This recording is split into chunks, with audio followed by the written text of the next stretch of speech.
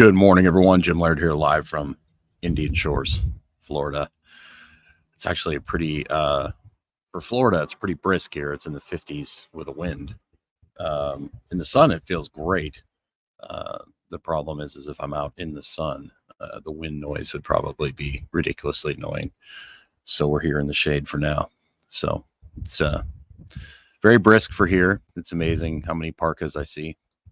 It's definitely different. But I do have a long sleeve shirt on. So that being said, so this week our class lesson is on aging and hormones. That's on Thursday at 10 a.m. Eastern. If you're on our email list, tomorrow night we'll be sending an email. We sent out an email last night with a link to that. There'll be an email going out tomorrow night with a link to that as well. And Miss Lauren has joined us this morning. Hello. Good morning. So basically, that email will be going out tomorrow night. You can click on that. You can watch the replay. It's kind of our reward for you being on our email list. We send out a weekly lesson. It's not a sales webinar, so you're not going to get pitched anything. We'd love to work with you. If you want to work with us, that would be great. Go to stillmanwellness.com to get on the email list. Over the years, probably, other than wanting to lose weight, so to speak, or I like to use change body composition better than lose weight, fatigue is probably one of the biggest things that people have come to me for. And I think in the practice as well, that's most people's number one complaint is their fatigue. They're tired.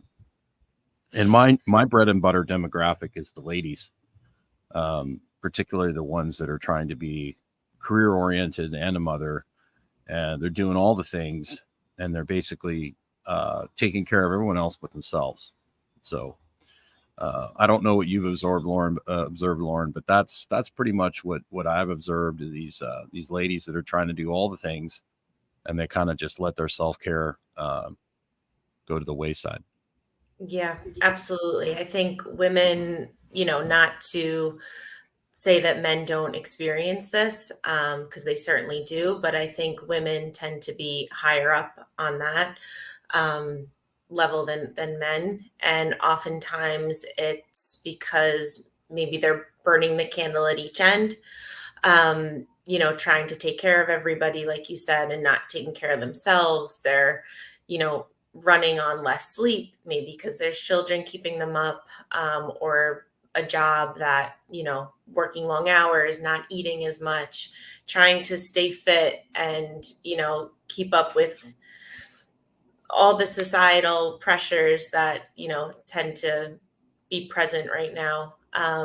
They all sort of contribute. And then your body might give you some little hints or symptoms and you keep going, or you use, stimulants, caffeine. I'm not against a little cup of coffee, but it's when we start to get up to, 3 or 4 5, cups. 6 cups of coffee. Yeah. A couple Bang energy drinks a day. Yeah.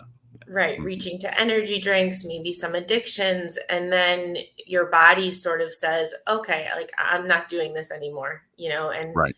That's when patients come to see us and they're sort of at their wit's end and really desperate for help. And this topic, and, I don't want to say it's a diagnosis. It's more of like a clinical picture. Mm-hmm. It's really near and dear to me because I've seen how much it's affected patients' lives.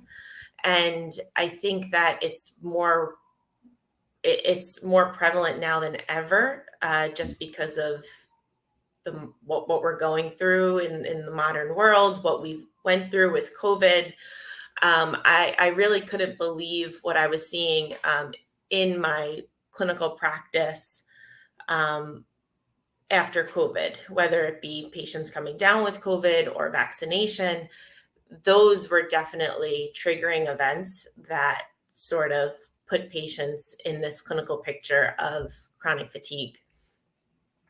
And I say it's a clinical picture because we really have to understand that there's many different causes to it. It's not one thing.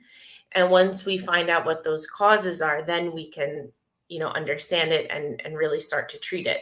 It's really a dysfunction in our energy delivery system.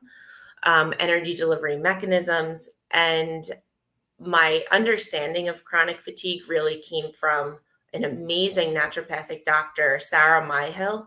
I urge everybody to check out her work. She's actually out of Britain, and she dedicated her career, she's been in practice for 40 years, to chronic fatigue. And because I was seeing this so often, I picked up some of her books, and she really gives some great information to practitioners, to patients on how to deal with this. And we love to use analogies in this practice. You and Dr. Stillman use it all the time. You love to use the car, right, as an analogy. And really, we have to look at ourselves in that way too when it comes to chronic fatigue. How do we generate energy, right? We have to give our body the right fuel. You give your car the right fuel. You either spend more money on, premium gasoline, or, you get the regular gasoline. And you can look at that as like food. You either get the best food and give your body the right nutrition. And then, we have to look at the oxygen, how we're exchanging oxygen in our body. Are we moving? And that really affects the engine of our cell. That's our mitochondria. And then there's the accelerator and the brakes. So you could think of the thyroid as the accelerator and the adrenals as the brakes. And our body works in a system. And when there is a dysfunction in one of those, then, we can see this picture of chronic fatigue. Yeah, or all the systems are in a bad place. It's just people think that they can just keep pushing and pushing. And I know one of the biggest signs I have of someone is like, I don't have the motivation to exercise. I have to find a new coach. They've come to me, they'd be like, I need more motivation. I need more music. I need a new pre-workout. And it's like, you start asking them about, if they have an Oura ring, you look at their data and their respiratory rate's really high. And they're not eating enough food. And so they're not eating enough food during the day, then they're binge eating. And so, a lot of this, I actually talked to a guy last night who was in our men's program, who we helped kind of turn his life around. And he was like, I really poo-pooed like the group coaching at first. And this is really reverse hypnosis. I mean, this is really brainwashing people into treating themselves well, as opposed to just continuing to push the throttle. Right. Yeah. And that takes time to get people to go like, okay, I'm going to work hard, but I have to put as much effort into resting and taking care of myself. And people get this, because we don't live in a society where we're doing manual labor. They think, oh, well, there's no way you can be tired because I haven't done anything today. But that emotional, mental stress, Yes. I think, is just as hard on the body as, especially, with some of the women I've worked with. They're working multiple jobs. They've got kids. They're running them around everywhere. They're never sitting still. They're never being calm and quiet. So getting these ladies to slow down, take a little bit of time for themselves, getting them to eat more nutrient dense food, getting them to exercise within their ability.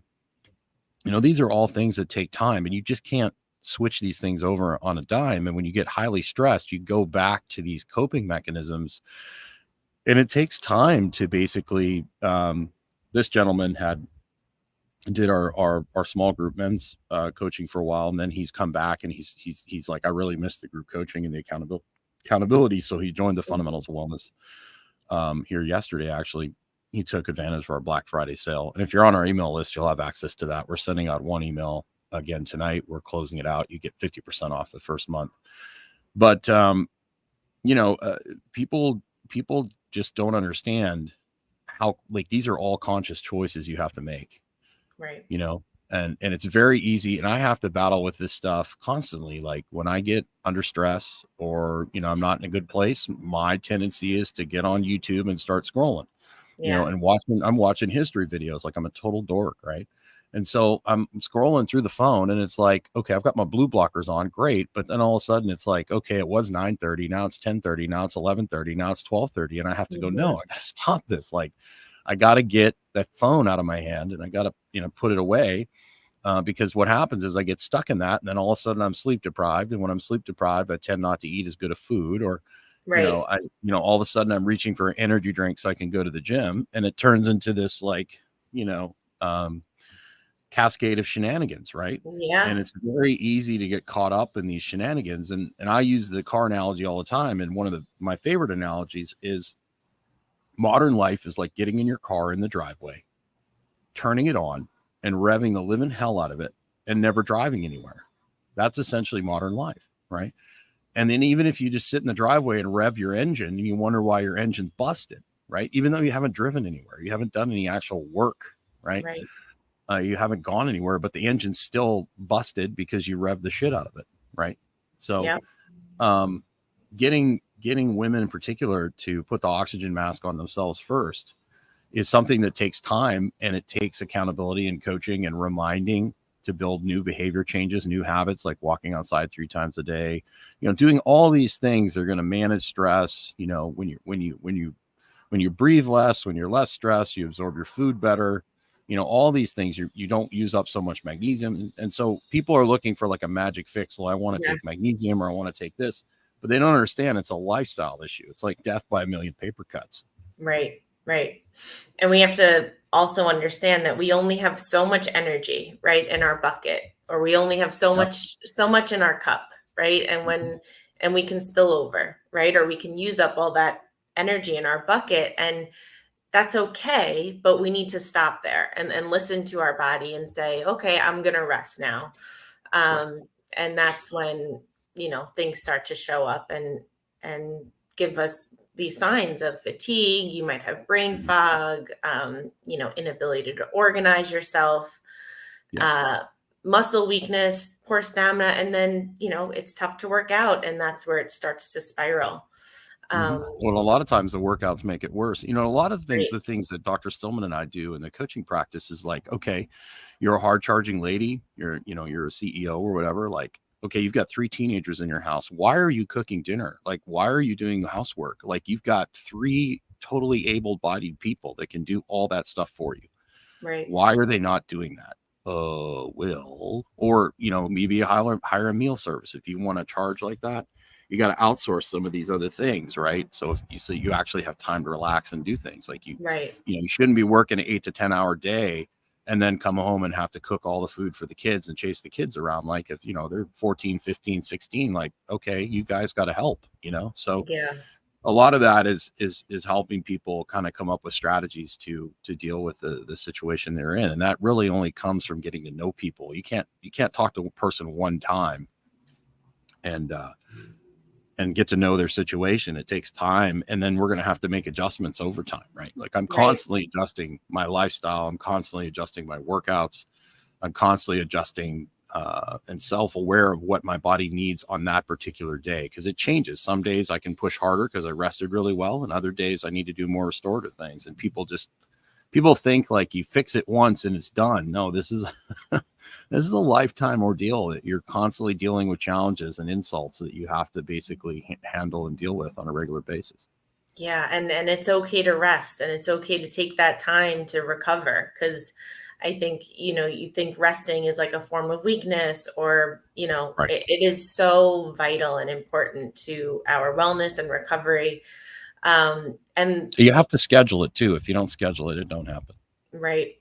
What you said about, coming home and cooking dinner for your family, that burns out just about anybody. So I think talking to patients and really understanding their life and their day-to-day responsibilities is where we can like carve out ways to address where there's like a misstep, or where we can help you.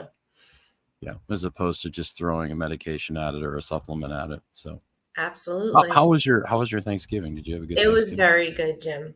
Talk about rest. Okay. I took time to rest and spend time with family, ate a little bit, too much, but it was healthy stuff. But, Yeah, sure. Yeah, we all do that. But, a little calorie surplus and every now and then is good for the metabolism. It speeds things up, particularly if you're insulin sensitive. I really appreciate you joining me this morning. Come back on Thursday. I will. Miss Lauren and I are going to create controversy and talk about vegetarian diets, right? So the internet always, loves to, when every time we do something on carnivore or vegan or anything like that, it's always just like the hate comes out. They hate I the hate know. bots. It's really fun, but we'll be objective and we'll give both sides of it, and We keep we'll the not kids. just pick on the vegetarians. We'll pick on the carnivorians as well. So make sure you get on our email list so you can get in on our weekly lessons. Not webinar. It's not a sales webinar. It's like an actual lesson that goes in our fundamentals of wellness course, stillmanwellness.com. And we will see you here tomorrow. And Lauren, I will see you on Thursday. You have a wonderful day. I'll see you later. Bye. Bye-bye.